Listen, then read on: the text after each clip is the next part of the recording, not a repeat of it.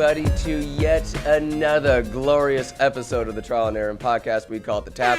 I am your host, Aaron, and this is a glorious cup of coffee. Why? Because it's Saturday morning we're recording this one on. By we, I just mean me. I don't have any guests today, but they are on the horizon. We got Nick from Hoobies. He's just moving into a new house, and I've been teasing this guy. Oh, yeah, we'll have you on. We got it tentatively in the books, so he's going to be coming on very soon. And then old cousin Jakey and fiance Pal from Saudi Daisy. They've come back from Tennessee to do some wedding things for the next couple weeks over here on the West Coast. So hopefully get one or both of them on the tap. They're working in the hospitals. They're dealing with poo-poo, pee-pee, blood, and guts on a daily basis. And no shortage of stories there.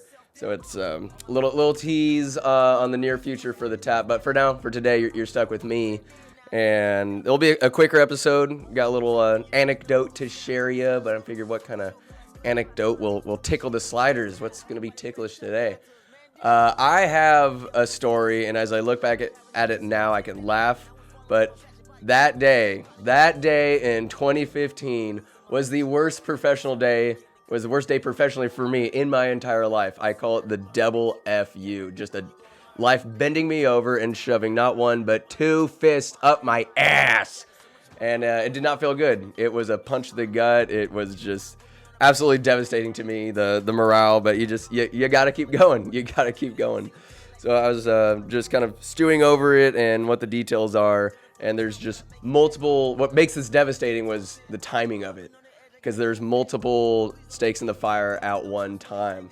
And at this time, not yet in ad school, but I know I want to get into advertising. And I'm thinking, all right, I'll go to school and then work at the same time. We're chasing the dream. And then at that time, my girlfriend and I at the time were living in Runner Park, and I found this dope little apartment complex right next door in Santa Rosa, like a 10-minute drive. So we get the paperwork going there. Prior to that, or like around the same time, I happened to land this really cool social media gig, part-time. Figured, yeah, part-time will pay the bills. It's called Famous Monsters of Movieland, this little pissant mom pa shop, and I do have a lot of saltiness and resentment for these fuckers, because it's like they highlight and talk about like 60s Godzilla movies, the monsters, the Swamp Thing, Wolfman, what have you. Very niche fan base they're going for, but they'll go to little comic cons and stuff like that. It's definitely a place that wasn't making money hand over fist, just a bunch of passionate people just nerding out over movies.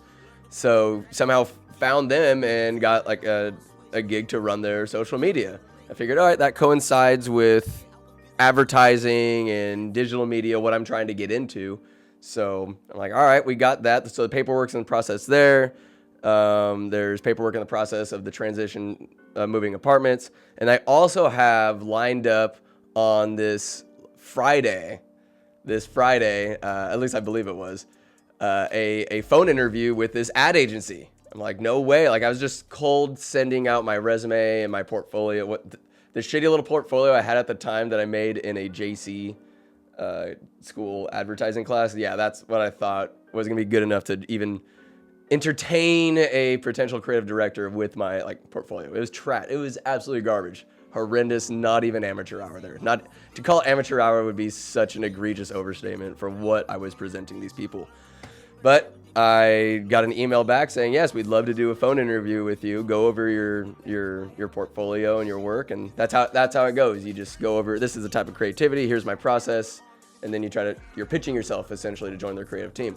So I got that lined up for Friday, and prior to that, here's where things get a little shaky. Everything's going good with the apartment complex. All the paperwork's going fine, but the lady who was working well with us, I forget her name, but she was a dope kind of grounds manager. She said, we need proof of, we need pay stubs. We need proof that you can pay rent like a month or so into the future, whatever. It's not completely egregious to ask for. It's like, can you pay the rent? And we need proof you can pay the rent. So I go to the movie guy, the social media guys. Mind you, I've not started working there yet, but I went up there. They're most of them are off at some slapdick Comic-Con, but there's like one or two like workers still there, and I go in. I'm like, hey, I know it's a little urgent, but because the lady was like, we need the paperwork now. There's a sense of urgency. So I went in like, hey, I understand, haven't started working, but I was wondering if I could get like a copy of like what I will be paying, just to show you I'm moving. I know it's a lot to ask of these people immediately out the gate. There's an email. They didn't get back to me that day. I sent another email trying to not sound like I'm freaking out, because this move needs to happen and like time is of the essence. So I was just politely, not demanding, but politely asking, hey, here's the situation. Can I please get proof of payment so I can give it to the lady, and then we can get this moving out of the way in Santa Rosa. So finally they acquiesced. I go into the spot in Petaluma. They gave me the paperwork. This gal, Dominique, I think her name was, but everything seemed cordial enough. Everything seemed all right, but I got that paperwork, gave it to the lady. Hey, I'm going to be getting paid. You're going to be getting paid as well with the rent. So we get that situated. Then I get back to the apartment in Runner Park. And I'm the type of guy, if it's a phone interview, I care not. I want to feel like I'm there. Interviews are very important to me. I got decent at them over the years. And I put on some slacks, a blazer. I'm looking as if I were going to be doing this interview in person. I want to look the part. I want to feel it, baby. I want to feel that juice. Looking good, feeling good, and then speaking very, very well about myself with the portfolio and all that. So I'm waiting. I'm stewing. I'm kind of freaking out a little bit. I'm like, all right, I'm waiting for the phone call. Phone goes off. Let's go. All right. And I'm like, hey, how's it going? They're like, yeah, blah, blah, blah. They're like, yeah, we're just excited to go over your portfolio and stuff like that. So if you can go to like the website. I'm like, yeah, here's my website. And then the lady on the phone, she's like, oh, you're not the name like Andrew Fisher or something like that? I'm like, no, I'm Aaron Gertz. Immediately I know something, like it was that quick of just, oh, this is fucked. This is so wrong. Like they got my name wrong. They reached out to me by mistake. And I should never have gotten this interview. This is like a prestigious ad agency. And the lady's like, oh, all right. I had sent them an email. I'm like, here's my email. She found my online like website. It was just garbage. And I'm like, yeah, just kind of talked through it a little bit. And I gave my best effort. She realized, okay, this is done. I'm just dignifying this guy with a little time because of how fucked this is. And I talk a little bit about the work on the portfolio. And I'm like, well, yeah, I'm super down if you want to reach out and like reschedule or something like that. But I knew my goose was cooked. And she's like, all right, yeah, well, good luck. It could not have been more awkward for them, more devastating for me that I'm the wrong guy. I was the wrong guy. I'm not the one they wanted to interview, and I never heard from him ever again. It was just, damn, devastating. So I told girlfriend at the time, like, yeah, this sucks, that happened. But hey, we got the paperwork in for the the apartment. Later that day, her and I are watching, I remember, Zootopia. I'm trying to lick my wounds and just not feel just completely and utterly devastated, because now my prospects of getting an internship have completely gone out the door. I'm like, this sucks. And I don't even know about ad school at this point. I just thought internships. And I sent out a bunch of, again, not going to stop sending out my cold call emails of just, hey, here I am. Give me a shot, man. We're watching Zootopia, and my phone pings. I get an email from the people from Famous Monsters of Movieland, and it's the main guy who I interviewed with. Killed that interview. Like, yeah, we'll take you on. And this guy in his email said, hey, Aaron, it has reached my attention now that we're back. I told you we were gone at a Comic-Con. Like, I understand that. I said it in my fucking email that I understand that you're gone and that this is ill-timed of my landlord to need this stuff, these documents. And he goes on, I understand you were rather insistent when asking for the pay stubs for what you needed and all that, blah, blah, blah. Long story short, I am hereby revoking your offer to work with us. And it was just another devastating fuck you to me. No, like I was the wrong guy in the phone interview, and I lost the job before I even started working there because I needed the documents to move into the new apartment, which I was not incessant about. No way. I just let me know, like, hey, I need these, but didn't go in, wasn't yelling, shouting, or anything like that. Blown completely out of proportion. And this asshole revokes, He doesn't even call me. He doesn't even dignify me with a phone call. Hey, what happened? You know, this is a little out of whack. No, just an email saying, screw you. We don't want you. Don't need you. And both of that on one day, it just floored me. I was done. It was so fucking devastating.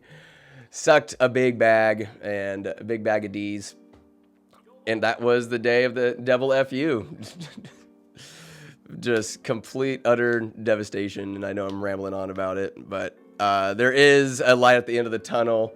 Did not give up. Ended up, all right, realizing we're just going to work at the landfill. Good old faithful, just driving some Santa Rosa to the landfill to pay the bills in the time being, but was able to land eventually through my cold calling, this ad agency that gave me a shot, Nice and Company. I remember reaching out, called them, and the guy's like, oh yeah, we literally just got it. It's a mom and pop shop, brick and mortar, walking distance from the ferry building. And it sucked because it seemed like a dope spot. And they're like, yeah, we had an intern just start. We're really sorry, but we'll keep you in mind. I think this dude named Darren reached out. Really cool guy, account manager. And a couple days later, so I'm just like, damn, that was the last ad agency on the list. This website called The Creative Ham, just a list of all these ad agencies in San Francisco and the surrounding areas. And this sucks. I'm like, woe is me. What the hell is going on? I'm some jobless comms major. Ugh.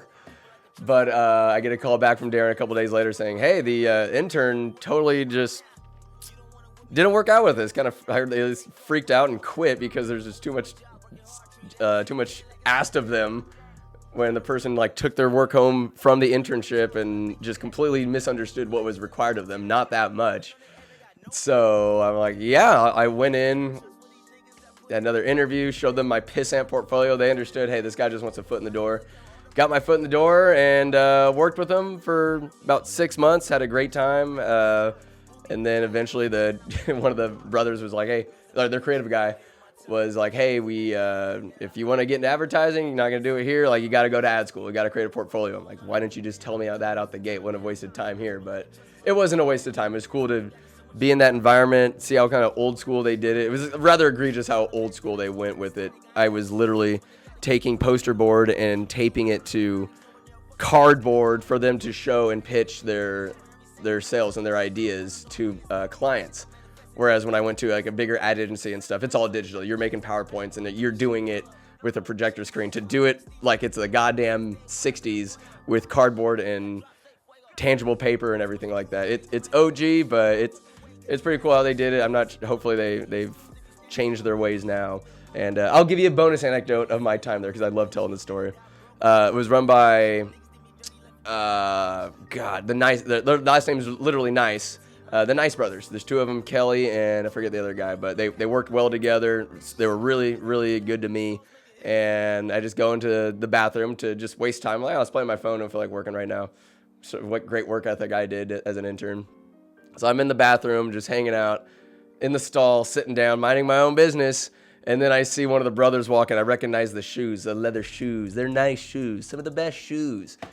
And this guy, he has to see me in there. He's kind of the jokester out of the two of them. He has to see me, or at least know there's somebody in the stall next to him. And I hear the piddle. He's piddling, and I hear him grumble to himself, oh, that's a lot of blood. Just like, he had to have known. He just goes, takes a piss, and says, oh, that's a lot of blood. So that was funny. But alas, things worked out. I'm ironically back at the landfill, but the career path, not so much a path, but an off-road four-wheeling adventure where you have no idea where you're going. Just keep it from flipping over. Keep on trudging through these uncharted territories. And if I could survive the devil FU, damn it, whatever job and career woes you have, you can get through it too. So that's all I got for you today. More on the horizon with the tap. A little Saturday morning for you. I'm a little sleepy. Jesus Christ. Long night playing video games. Anyways. All right, you guys. I love you. And until next time, you go and have some fun. You lose! Good day, sir!